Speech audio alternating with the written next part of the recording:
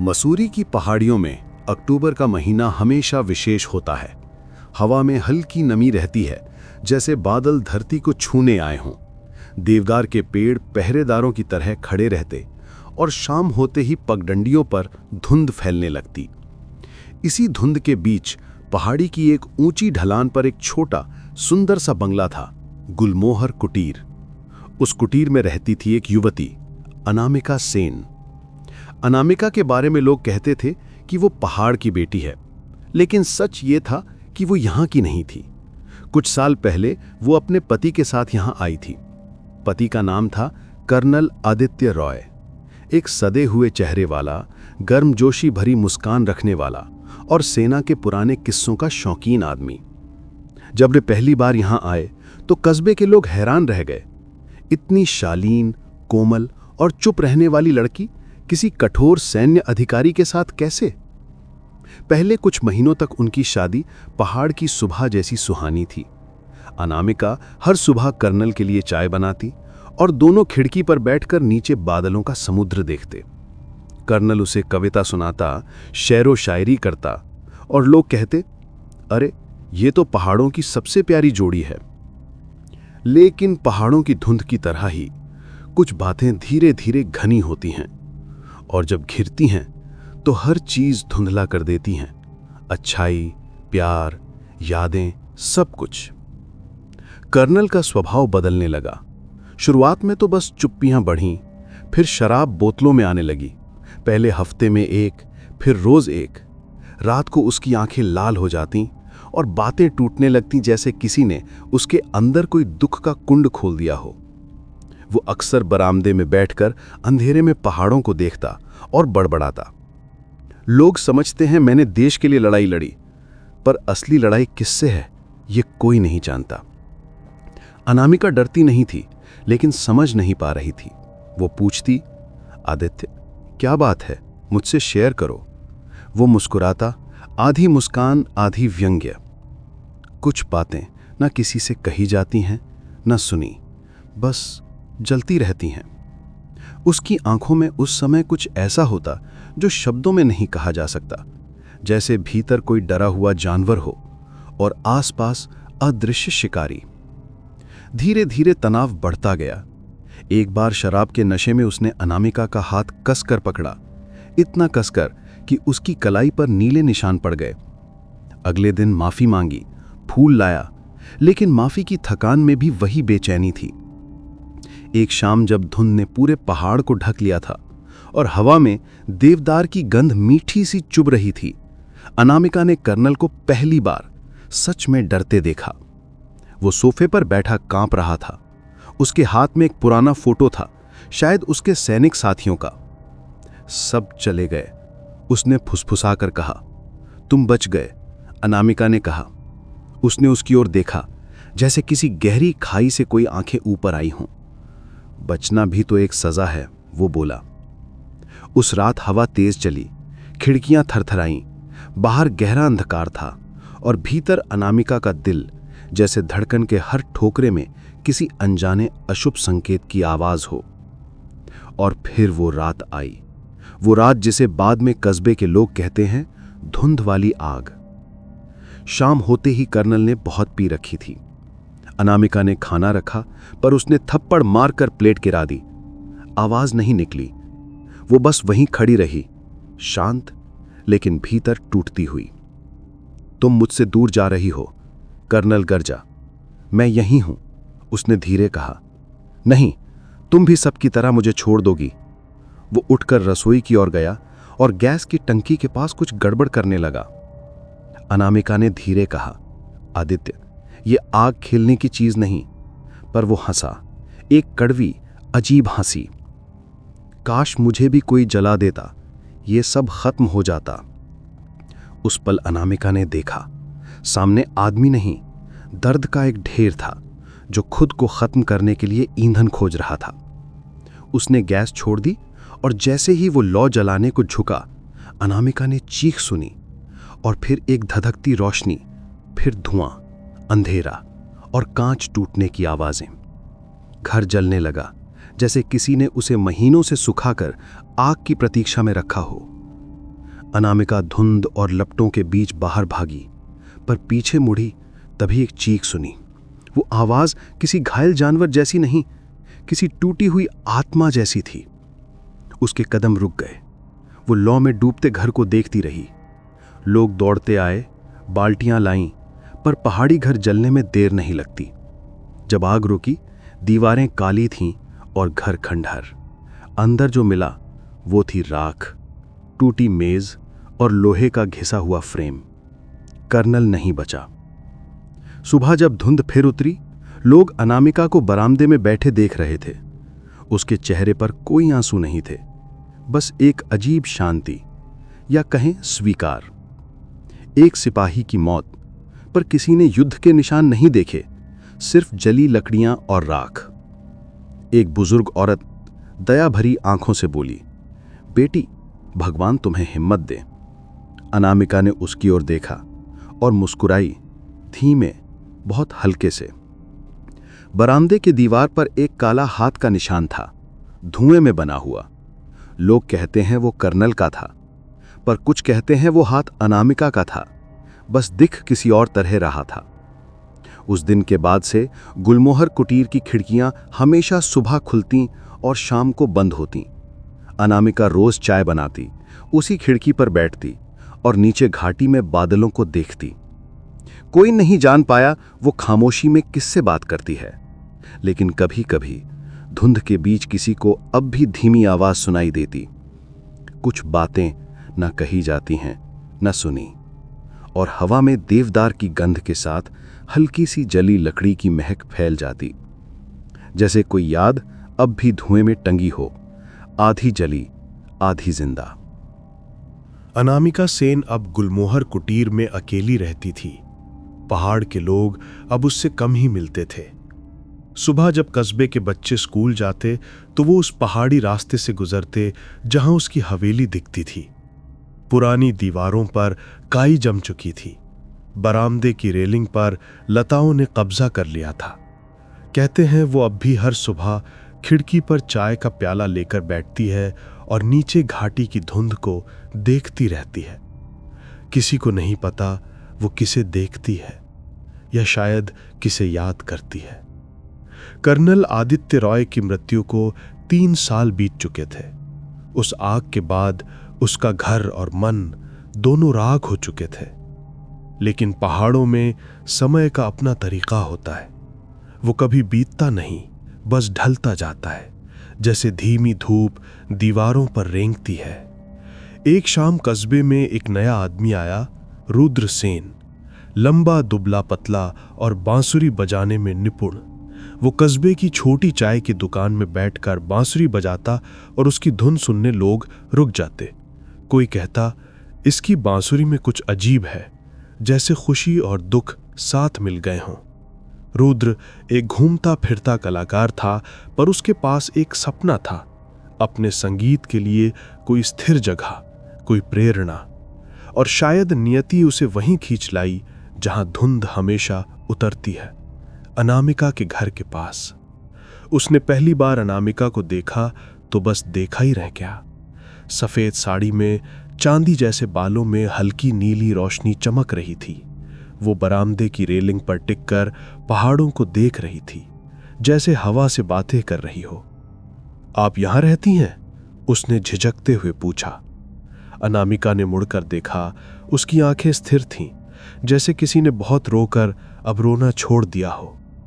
हाँ, उसने बस इतना कहा।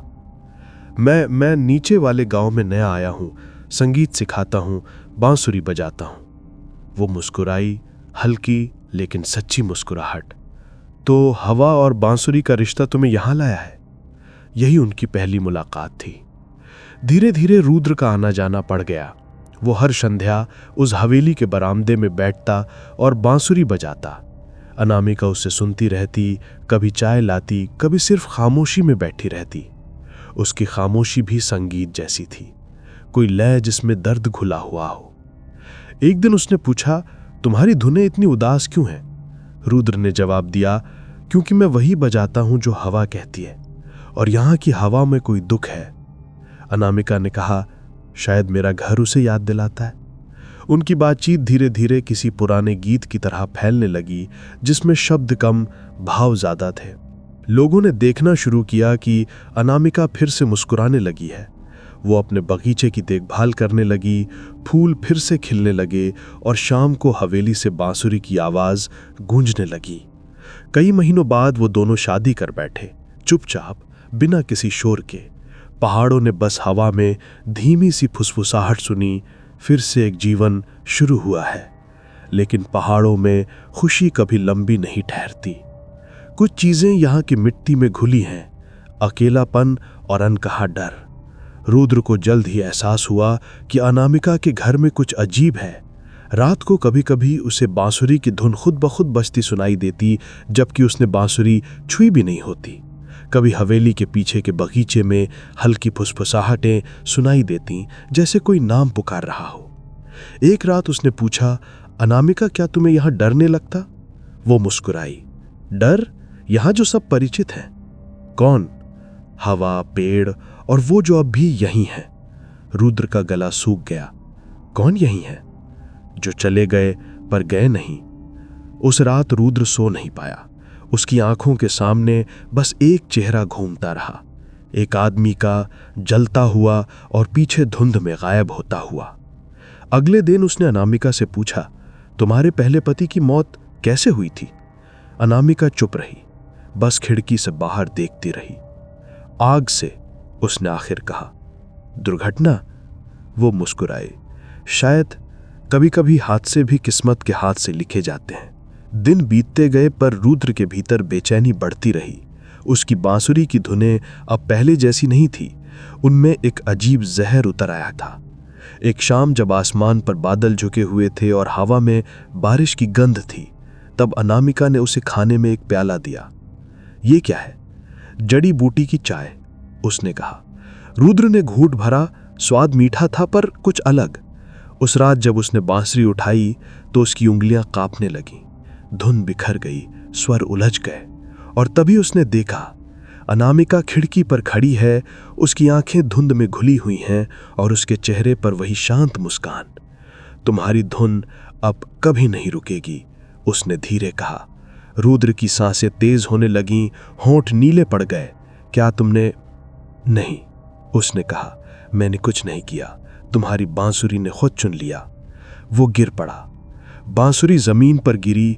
उसकी नोक पर किसी सांप के दांत जैसी दो पतली धारियां दिखीं। अगले दिन गांव वालों ने सुना कि हवेली से संगीत बंद हो गया है। कोई नहीं जान पाया कि रुद्र को क्या हुआ। कुछ ने कहा उसने जहर खा लिया, कुछ बोले सांप ने काट लिया। लेकिन जो कुछ पुराने पहाड़ी आदमी थे, उन्होंने रात को धुंध में एक धुन सुनी, धीमी, दर्द भरी और अधूरी, वही धुन जो रुद्र बजाया करता था। उसके बाद कई बार राहगीरों ने कहा कि जब हवा तेज चलती है और देवदार की पत्तियां कांपती हैं, तो कहीं से बांसुरी के टुकड़े टुकड़े होती आवाज सुनाई देती है और उसके बीच कोई स्त्री हंसती है, बहुत हल्के से, जैसे किसी पुराने दर्द पर पर्दा डाल रही हो। लोगों ने धीरे धीरे कहना शुरू किया कि वो बांसुरी अब किसी और के हाथ में नहीं बजेगी, वो अब उसी की है जिसने सब सुना, सब जिया और सब छिपा लिया। और इस तरह पहाड़ की उस हवेली में फिर से सन्नाटा उतर आया। बरसात का मौसम शुरू हुआ और गुलमोहर कुटीर की छत से पानी टपकने लगा। अनामिका फिर से अकेली थी, पर इस बार वो अकेलापन उसे डराता नहीं था, जैसे वो उसे पहचानती हो, जैसे पुराने साथी की तरह उसका स्वागत करती हो। वो शाम को खिड़की पर बैठती और कभी कभी धीरे से बांसुरी के टूटे हिस्से को छूती। उसके होठों पर वही शांत मुस्कान लौट आई थी।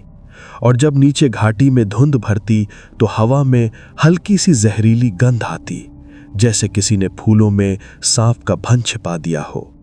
लोगों ने कहा कि उस औरत के घर में अब कोई नहीं रहता, लेकिन जो रात में पहाड़ की सड़क पर गुजरते, उन्होंने कुछ और कहा कि कभी कभी खिड़की से पीली रोशनी झिलमिलाती है और उसके भीतर एक आकृति झुककर बांसुरी उठाती है, धीरे से होंठ लगाती है और धुन शुरू होती है, वही अधूरी धुन जो कभी खत्म नहीं होती। संगीत और जहर में बस इतना फर्क है, एक दिल में उतरता है, दूसरा खून में। बरसात खत्म होते ही मसूरी की घाटियों में सर्दियां लौट आईं। पहाड़ों की सुबह फिर धुंध से भर गई थी। देवदार के पेड़ों से टपकती नमी में एक अजीब सी गंध थी, जैसे मिट्टी ने किसी पुराने रहस्य को अपने भीतर सहेज रखा हो। गुलमोहर कुटीर अब और भी अकेला लगने लगा था। रुद्रसेन की मौत को 6 महीने बीत चुके थे। कस्बे के लोग कहते थे कि अनामिका फिर से वही पुरानी हो गई है, शांत, रहस्यमयी और दूर। लेकिन कुछ बातें थीं जो लोगों की नजरों से छिपी रहीं। अब उसके घर की खिड़कियां ज्यादातर बंद रहती। कभी कभी बरामदे से सिर्फ धीमी कदमों की आवाज आती, जैसे कोई अंदर चल रहा हो फिर अचानक रुक जाता हो। रात को जब हवा तेज चलती तो दीवारों के भीतर से एक अजीब सी सरसराहट सुनाई देती। लोग कहते थे वो घर अब जिंदा है। एक शाम पहाड़ के डाकिये मोहनलाल ने देखा कि हवेली के दरवाजे पर एक पुराना लाल गुलाब रखा है। ताजा नहीं, लेकिन मुरझाया भी नहीं। उसने दरवाजा खटखटाया पर कोई जवाब नहीं मिला। जैसे ही वो जाने लगा, खिड़की का पर्दा हल्का सा हिला। भीतर किसी ने देखा या शायद हवा ने खेल खेला। मोहनलाल ने बाद में कहा कि उस घर में कोई है, लेकिन अब वो इंसान नहीं। अगले कुछ हफ्तों तक अनामिका किसी को दिखाई नहीं दी, पर गांव की औरतों ने बताया कि रात में उसके बरामदे में किसी की परछाई दिखती है। कभी वो कुर्सी पर बैठी होती, कभी खिड़की के पास खड़ी। कुछ ने तो ये भी कहा कि उन्होंने 2 परछाइयां देखीं, एक स्त्री की और एक पुरुष की। दोनों आमने सामने बैठे, जैसे कोई अधूरी बातचीत चल रही हो। धीरे धीरे कस्बे में एक और अफवाह फैलने लगी कि अनामिका ने फिर से किसी से शादी की है। कोई कहता एक कवि आया है जो उसके लिए कविताएं लिखता है। कोई बोलता वो कवि नहीं, कोई पादरी है जो उसके घर में प्रार्थना करने आता है। पर किसी ने उसे देखा नहीं था। असल में जो भी उस हवेली के पास से गुजरता, उसे दीवारों से धीमी फुसफुसाहट सुनाई देती, जैसे 2 लोग किसी पुरानी बात को दोहरा रहे हों। कभी वो आवाज हंसी जैसी लगती, कभी आह जैसी। अनामिका अब बहुत कम बाहर निकलती थी। उसके चेहरे पर एक ठंडक थी जो डराती नहीं, बस असहज कर देती थी। उसकी आंखों में वो चमक लौट आई थी जो उसके पहले पति की मौत के बाद गायब हो गई थी। लेकिन ये चमक अब किसी दूसरी दुनिया की थी, जैसे किसी ने भीतर कोई नया दीपक जला दिया हो। कहते हैं उसने एक नए व्यक्ति को अपने घर में रखा, फादर डेनियल, जो कस्बे के पुराने चर्च का पादरी था। वो सज्जन और शांत स्वभाव का व्यक्ति था, जिसने बहुत बार युद्ध के बाद टूटे हुए परिवारों को संभाला था। किसी ने नहीं सोचा था कि वो उस औरत के पास जाएगा जिसके घर से सिर्फ मौतें निकली थी, पर वो गया, शायद प्रार्थना करने, शायद समझाने, या शायद खुद कुछ ढूंढने। पहले कुछ दिनों तक चर्च के लोग देखते रहे कि फादर हर शाम हवेली की ओर जाता है, लेकिन उसके बाद वो लौटना बंद हो गया। चर्च के दूसरे पादरी ने कहा कि वो कुछ समय के लिए ध्यान साधना में गया है, पर कुछ हफ्तों बाद जब किसी ने उसका नाम लिया तो लोगों ने बताया कि वो तो अब लौटे ही नहीं।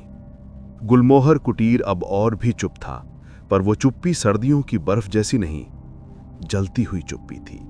कभी कभी रात के तीसरे पहर कोई अजीब सी घंटी बजती थी, बहुत धीमी, मानो दूर के चर्च की ध्वनि हो, पर वो सिर्फ हवेली के आसपास सुनाई देती। एक रात एक चरवाहा जो रास्ता भटक कर हवेली के पास से गुजरा बोला, मैंने उस खिड़की से देखा, वहां कोई प्रार्थना कर रहा था। लेकिन वो पादरी नहीं था, वो खुद अनामिका थी, और उसके पीछे एक परछाई झुकी हुई थी।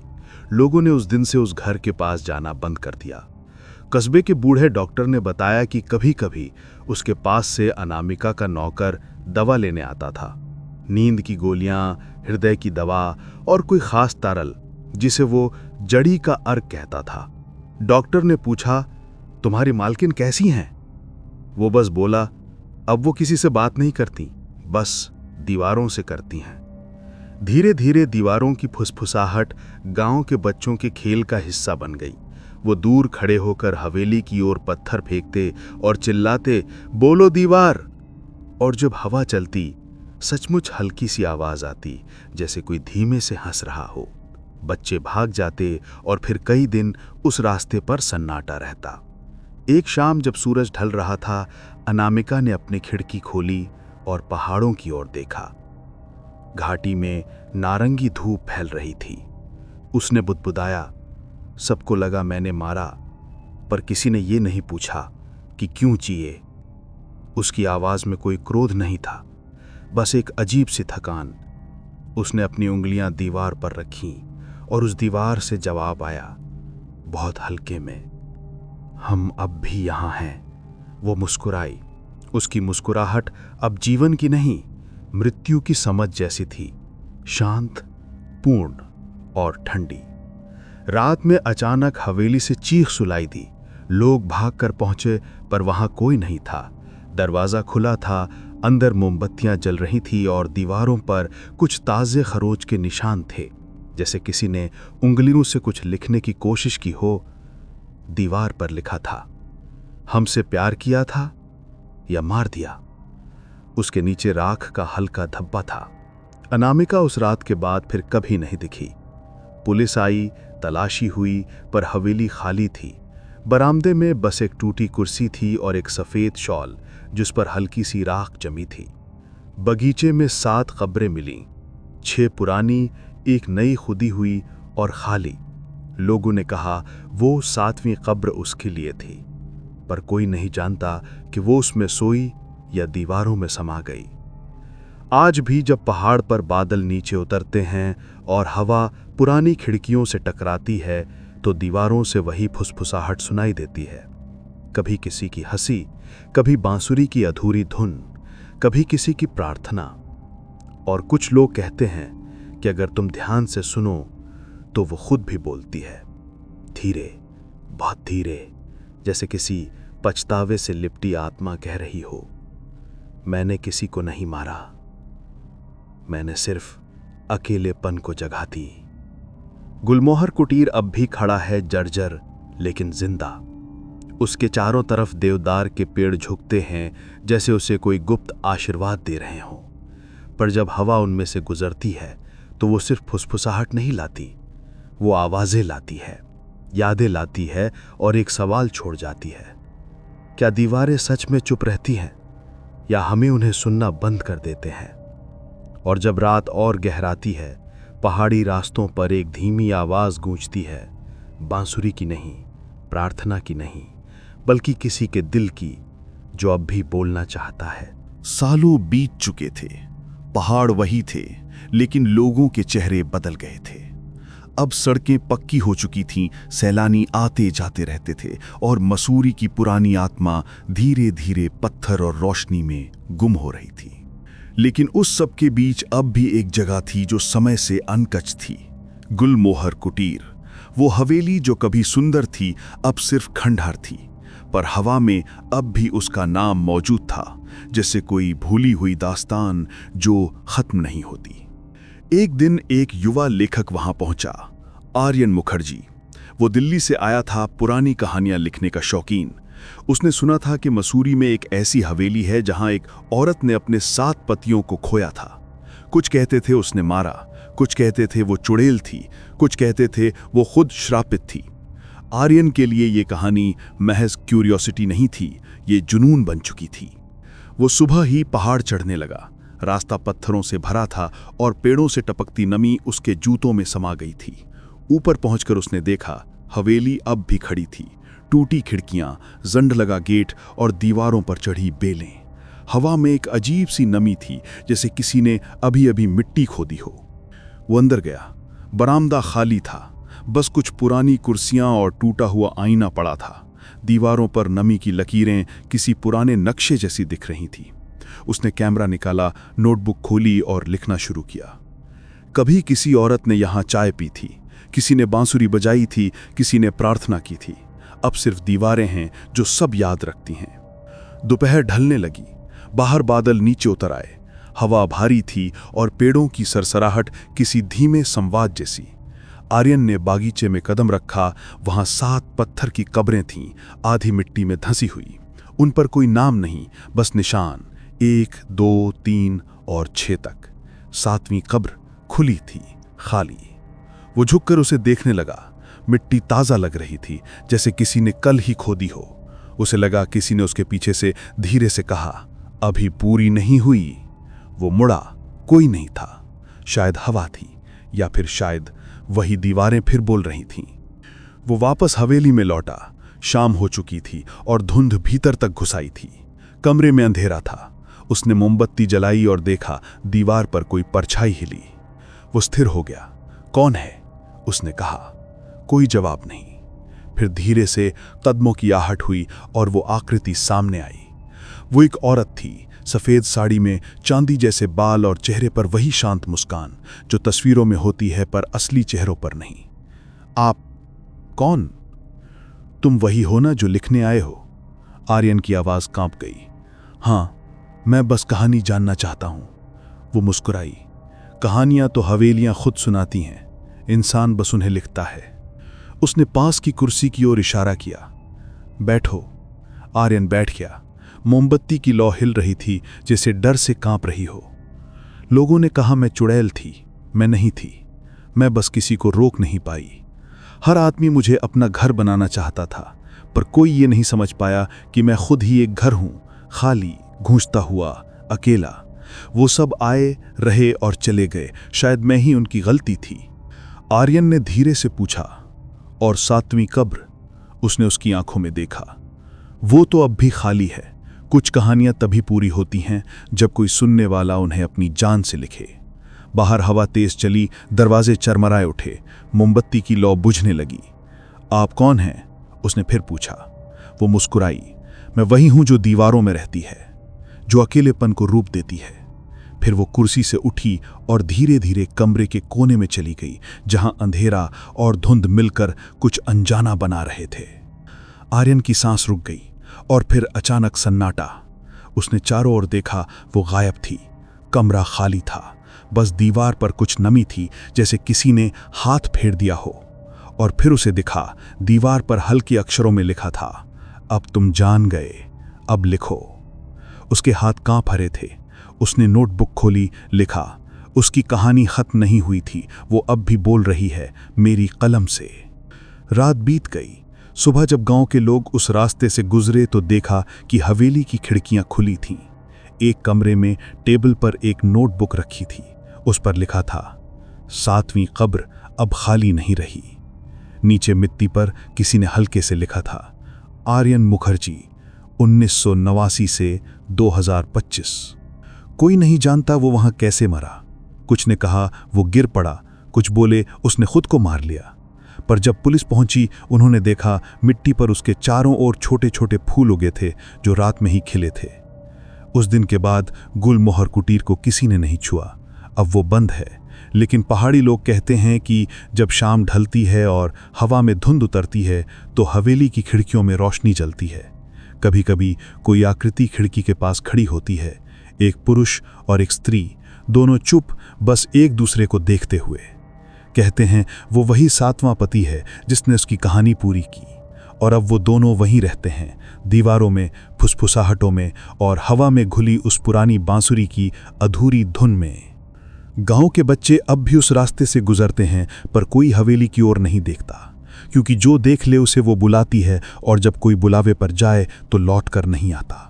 कभी कभी बहुत साफ रातों में, जब पहाड़ पर हवा स्थिर होती है और चांदनी सफ़ेद बर्फ पर गिरती है, तब दूर से कोई आवाज़ आती है, धीमी, मीठी और दर्द भरी, जैसे कोई बांसुरी फिर बज रही हो। लोग दरवाजे बंद कर लेते हैं, बच्चे माँ के आंचल में छिप जाते हैं। पर अगर तुम रुककर सुनो तो उस बांसुरी की धुन में 2 आवाज़ें मिलती हैं। एक स्त्री की जो कहती है, मैंने किसी को नहीं मारा, और दूसरी आवाज़ जो जवाब देती है, अब तुम अकेली नहीं हो। गुलमोहर कुटीर अब सिर्फ कहानी नहीं, एक दर्पण है। हर वो इंसान जो उसमें जाता है अपनी ही परछाई वहां छोड़ाता है। कभी लेखक, कभी प्रेमी, कभी पापी, सब वहीं रह जाते हैं, धुंध और पछतावे में। और जब पहाड़ पर हवा चलती है तो उसकी सरसराहट में अब भी वो पंक्ति सुनाई देती है, मौत उसके लिए अंत नहीं थी, बस अगली कहानी की शुरुआत थी।